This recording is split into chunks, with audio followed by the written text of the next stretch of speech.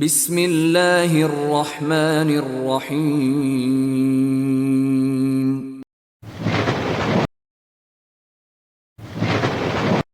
دو آدمیوں نے نبی اکرم صلی اللہ علیہ وآلہ وسلم کے سامنے آپس میں گالی گلوچ کیا۔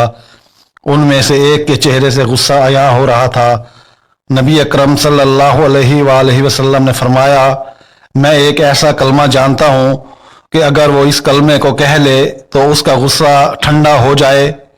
وہ کلمہ یہ ہے، اعوذ باللہ من الشیطان الرجیم، میں اللہ کی پناہ مانگتا ہوں شیطان مردود سے۔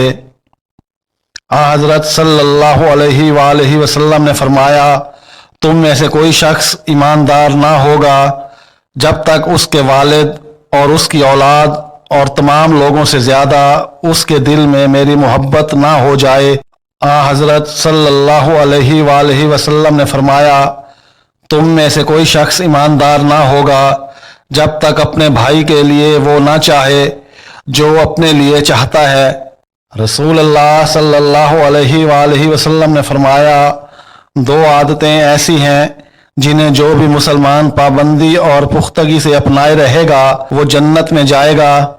دھیان سے سن لو، دونوں آسان ہیں مگر ان پر عمل کرنے والے تھوڑے ہیں۔ ہر نماز کے بعد 10 بار اللہ کی تسبیح کرے، سبحان اللہ کہے، 10 بار حمد بیان کرے، الحمدللہ کہے، اور 10 بار اللہ کی بڑائی بیان کرے، اللہ اکبر کہے۔ عبداللہ بن عمر رضی اللہ تعالی عنہما کہتے ہیں، میں نے رسول اللہ صلی اللہ علیہ وآلہ وسلم کو انہیں اپنی انگلیوں پر شمار کرتے ہوئے دیکھا ہے۔